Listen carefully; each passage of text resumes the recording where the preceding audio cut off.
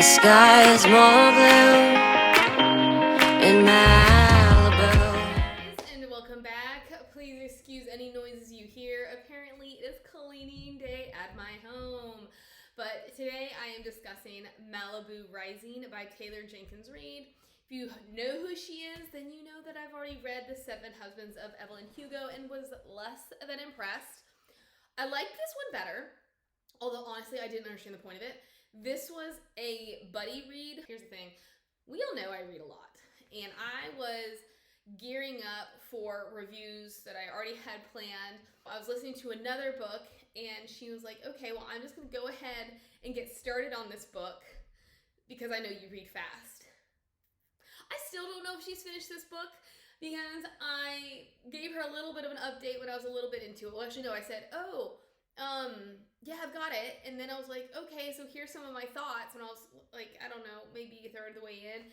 And then I was halfway in, and she was like, yeah, I'm not there yet. I'm like, what have you been doing with yourself?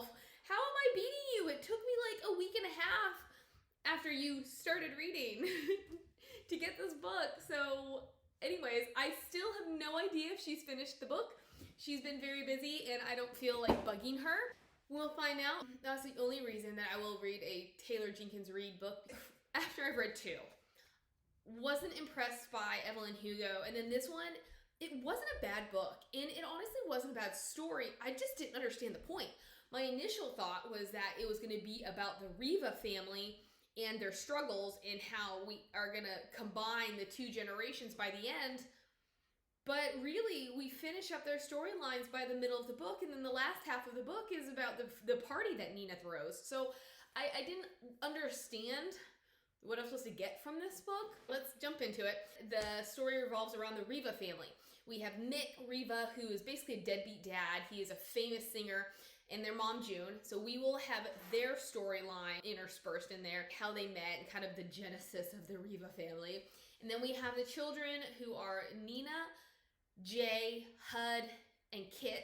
Their storyline takes place in the early 80s, which I had no idea their storyline was taking place in the 80s until some things were said and I started doing some math and I was like, wait a minute. That's one thing that I would have liked more of was setting. On one hand, the way it's written, it's very timeless. But on the other hand, we don't get much setting of time and place until the latter half of the book. And by that point, it was pointless.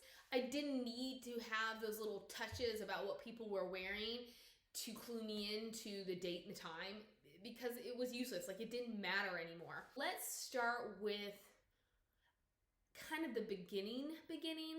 And then we'll work through Nick and June and then hit the kids. The beginning, we just hear the family lives in Malibu. And we hear about how there's all these fires in Malibu and how this one fire started the night of Nina Riva's famous beach party. We jump into Nina in a state of depression because her husband has just left her and how that's affected her. And then this is when we also meet her siblings, which it took me a second to figure out who they were. On that note, I didn't like the head hopping. And I don't know if it's necessarily head hopping that was happening or if it's an omniscient third person narrator. And if that's the case, then I don't like omniscient narrators. Harry Potter is sort of one, but I feel like Harry Potter is more third person close. But I feel like when people have a third-person omniscient narrator, it is so they can head hop, and I did not like the way we would go from one character to the next character, because I was like, who are we with? Who is telling this story? It is the day of her famous beach party of when this fire is gonna occur. We get a glimpse into all of the siblings. And then we jump back and we meet Nick and June. June is working at her parents' fish restaurant, and her ambition in life is to get out. She does not want to inherit this restaurant. She does not want to work at this restaurant for the rest of her life. She has bought a bikini that her parents don't know about and is at the beach when she spots Mick. He starts taking her out on dates. One night he tries to get fresh with her. She's like, I kind of want to, but no. You got to put a ring on it. This is the 50s, which is not unheard of, so don't go after that. She is also kind of progressive in her train of thought as far as what we are led to believe teenagers in the 50s were thinking. This is my body. Why can I not give in to my body's demands? But at the same time, she says, put a ring on it. I want to be your first. I don't quite remember why she's putting it out there, because she knows he's gonna lie to her about whether or not he slept with women before, but she just wants their relationship to be special and unique, and I guess she wants to be the one woman in his life, and by him declaring that she'll be his first is kind of putting her there. Not long after he proposes at the fair, she sleeps with him, and then she gets pregnant, and they have something of a shotgun wedding. Like, as I said, they were engaged, they just had to move things up. And it's from this moment on that I wasn't quite sure how I felt about Mick and June, because once they get married, we don't really see that. And we don't see the birth of Nina, but we pick back up with the birth of Jay. And it's at this point that his career is taking off, and she is realizing, well, one, she was not his first. Two, she's probably not his only. I wanted her to be strong. I wanted her to be a strong woman who said, this is my man and I'm not gonna put up with stuff. I thought, okay, maybe she is, because there's an instance where, yeah, she's gonna give birth any day now. He is scheduled to perform in Vegas, and she's like, you need to be here. And he's like, well, I need to be there. And she said, okay, here's our compromise. You can go there. You can do what you want to do as long as you come back here when I call. So I was like, okay, I'll take that. She calls, and he doesn't come home. He misses the birth. She is livid, which I was like, okay, I'll take that. And then she sees him holding their son, and she's like, I can't hold on to my anger anymore. And the Christian in me says, you go, girl. Do not hold on to the anger. But the woman in me is like, girl, this is your man, and he is walking all over you. Like, you cannot take this. That's what she continues to do. She continues to live through his infidelities. She continues to live through his abandonments. Like, she has Jay.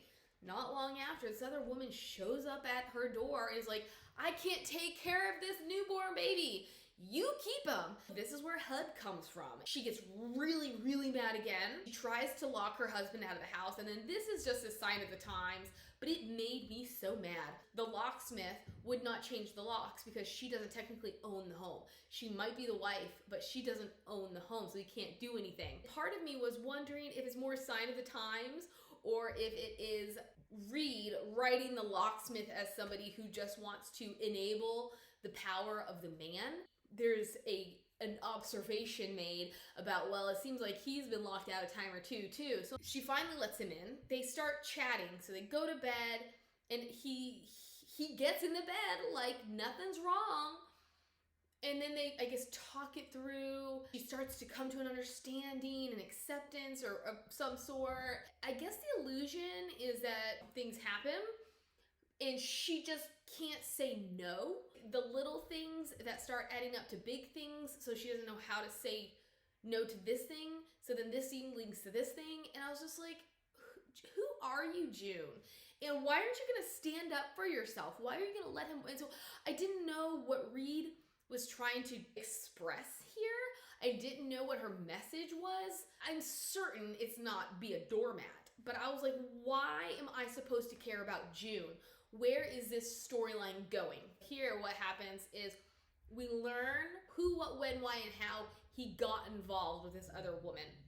Because we have jumped into his perspective, and he's talking about how hard it is to continue to say no because there's always all these women throwing themselves at him. And eventually he met Carol Hudson, Hud's mother, how he couldn't say no to her. He just couldn't help himself. And he was gonna leave June for her, only for her to actually leave him. This is what propels him to be faithful to June for a decent amount of time, only for things to start happening again, and he can't say no, and then he leaves her for another celebrity, another actor. And then they move to Italy, only for that not to work out, because I guess he starts sleeping with somebody else and she gets really mad in the way June never does. The way like June does not follow through with her anger. He comes back, they get remarried, they have Kit. He leaves again. He's not a presence in their lives. He does not pay child support. June becomes an alcoholic, and this then propels Nina into being the caretaker of the family. June ends up dying. I don't know if it is because she was drunk and she fell asleep, she passed out in the bathtub and drowned, or if her liver gave out and she drowned. I don't really know, but she dies. Nina, the paperwork is sent to Mick to be like, hey, this is what's happened and you are their legal guardian. So he knows. He doesn't show up to the funeral. He doesn't respond to the paperwork. So she just continues to take care of her siblings on the down low until she turns 18, because she doesn't want children's services to come and take the kids away. She is so overwhelmed with all of her responsibilities, she ends up dropping out of school. They are struggling. She does end up, just like June, working back at that fish restaurant. But what June had done, she was smart enough to change it to Rivas so that the famous name could attract business. It was kind of like a tourist destination, so it had its up and down periods. So it wasn't super fruitful. And I guess with Nina in charge, they were in a lot of debt. It's like it's building the backstory and it's building the characters, but I do not know what the purpose is. It feels like it's just a bunch of disparate moments, flashbacks, storylines that are just there to enjoy, but not there to build something, because they never go to anything. They really don't. There's no point in knowing that they are broke, except to know that they are broke. She turns 18, Hud and Jay graduate. Jay becomes a surfer. One of them also gets accepted to college, but Hud ultimately becomes a photographer. He photographs Jay surfing. But before all of that, Nina, who also surfs, gets discovered essentially as a model, and this is how she starts making her money. Now, we're essentially done with Mick and June, except for the fact that when he left the first time, it took a lot for Nina to trust him. And then when he left again, it just broke that in her. And so she and the boys have essentially put him away, which, kind of speaking on that, Hud, we do learn that Mick has at least one other child. This girl shows up to the party and I'm like, what is the point of her? But her adoptive parents had just died and now she's on her own, but she believes that Mick is her biological father. In meeting her, Hud starts thinking about his own biological family, and I thought that we could have done so much with that, but it was a non-issue, and I liked that June accepted him, brought him into her family, and treated him like one of her own. But at the same time, I don't understand why we need to have Hud as a half-sibling if it's not gonna come to anything. Is he angry that he's not a full Riva in terms of this Riva family? Does he want to find his mother? Like, what's going on that makes the fact that Mick cheated on June and then June ends up with the child? What is gonna make that matter? Now we are with the kids and it is party day. The kids have, throughout the first half of the novel, made it clear how responsible Nina is. How Nina is the one that keeps them all together. She is the one who continues to keep the restaurant afloat. but she's unhappy. We also learn about her husband, Brendan, never was quite clear on that, didn't take the time to figure it out. He is a tennis pro, or he's a tennis star who left her for another professional tennis player, and she is just reeling from that. But one thing I cannot connect with in Reid's writing is her characters never actually seem to like each other. The way that Nina is acting, I would have thought Brendan was the love of her life. But it turns out that her attachment to him was more about the way that he valued her siblings. Like, he understood the importance they were to her, and he helped take care of them, the security that he gave her. But it wasn't like she actually was in love with him. She actually seemed to be pretty okay with divorcing him. So I was like, I don't really understand what's going on here. We do get his perspective as to why he left, and it is he was on a downward spiral professionally, and this other tennis player, he felt like she was his good luck charm because she gave him a talking to, and he started to play extremely well from there. And then he was like, well, maybe I got it wrong with Nina. Maybe Nina's not the one for me. Maybe this other girl is the one for me. I was glad that we got that, because this whole time, now we're in the second half of the novel, this whole time I'm like, why do I care about him? Who is he? Like, where does he factor in? How does he factor in? Like, what is the big deal about him? The second half of the book is about the party, plus about Mick coming to the party. Every year he has received this invitation, and this party is like the party of the century. It just gets bigger and bigger and bigger every year, and he has continually received invites, which you don't get invites to this party. You just know about it and you show up. And it turns out Kit has been inviting him. It's also about watching him get to the party and what's going to happen when he does. But the party, we meet all these celebrities, some of whom we have heard about because of pieces of gossip that have been dropped early on in the novel. But we literally, this is where head hopping gets super out of control, characters who mean absolutely nothing to the story, who we barely see at first and have no bearing on what happens in the end. Well, sort of, but not really. We get this entire backstory on them, and we get it from their perspective. And I'm just like, what is going on here? What is this story? What story am I being told? If you are in a movie, watching a movie, and the camera just zooms in on couples, and you learn about those couples, but you would think it's for a reason. You would think that this information is going to lead to something bigger, and it doesn't. Really, all it does is, kind of spoiler, here we go. The party gets way out of hand, and all of these celebrities, like, somebody had brought some stuff. It was passed around the party, and people just get wilder and wilder and wilder. They start to destroy the house.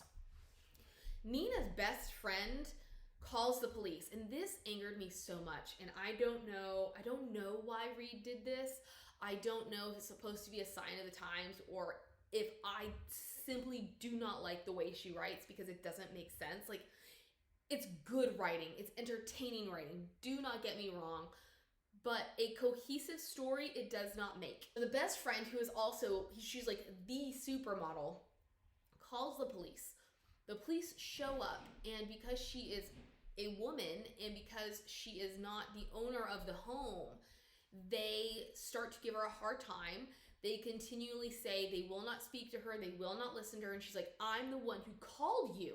I'm the one who needs you to come and break up all of this to help make things safe. They disrespect her entirely. The head guy says something very sexist, and she slaps him, so he arrests her, and then Kit's best friend tries to step in and back her up, and then he arrests her. I was just so angry, and I could not understand what this has to do with anything except that it adds to the chaos. The party continues to get more and more out of hand. The police finally start making arrests, And now you see all these celebrities that you were given little glimpses of being arrested, and that's it. That's all that they have to do with anything. But where is Nina, you may ask? Mick has finally shown up. Brendan, he has shown up because he realized he doesn't actually like the woman that he left Nina for. She's not actually a very nice person. And Nina, because he kind of re-proposes to her in public, she doesn't feel like she can say no, even though she doesn't necessarily want to say yes. He has shown up only for the other woman to show up, and she is just having a time of it.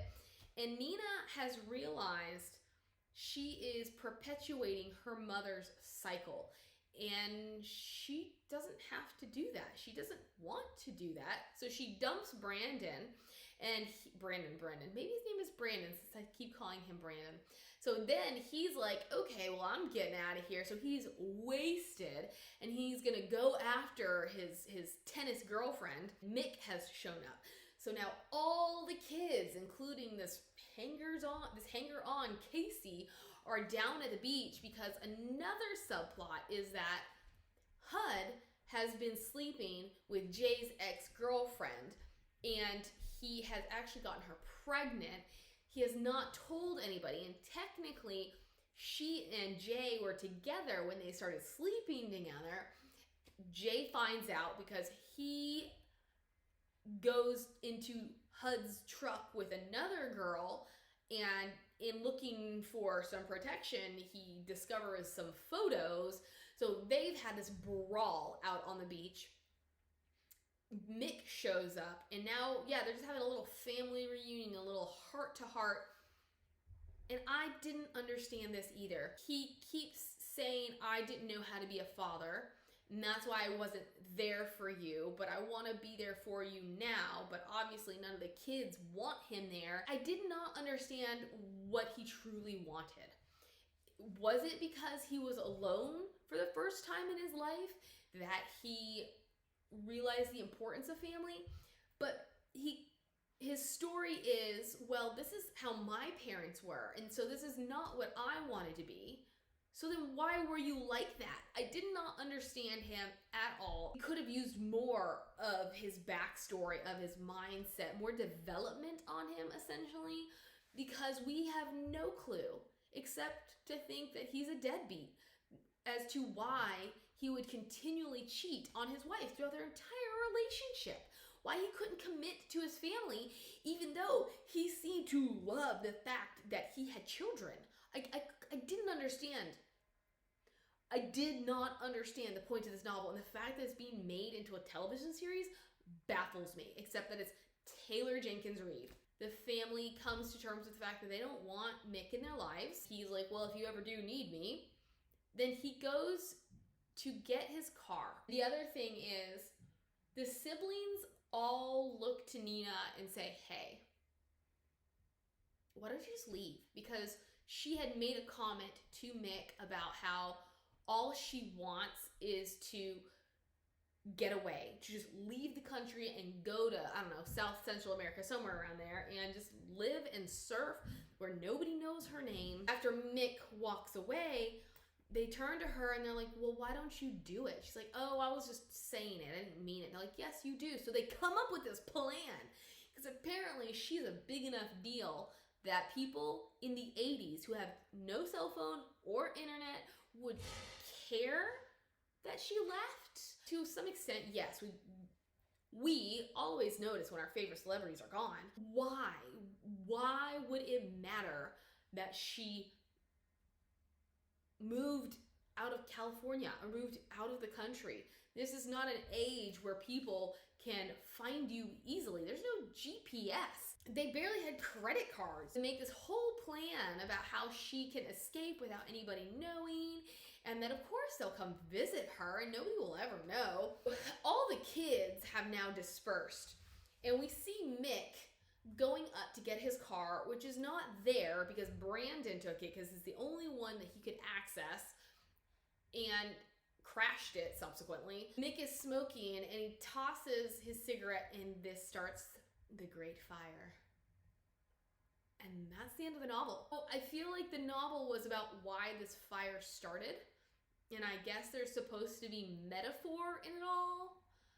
This is why I don't like literary fiction, because I don't want to work that hard. I don't discourage you from reading this. If it were between Malibu Rising and A Seven Husbands of Evelyn Hugo, I would root Malibu Rising all the way, because it wasn't, as I've said, it wasn't a badly done book. It was entertaining. I thought that I was engaged, but I did find myself often thinking, what's the point? Where are we going? What are all these stories leading up to?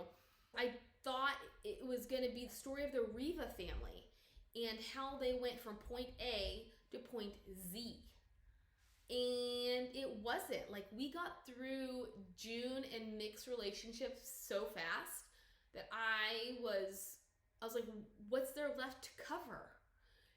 Well, I guess the party and characters that are of no consequence. What do you think of this book? What do you think of her as a writer? Are you going to watch the television show? Love to hear from you. Bye.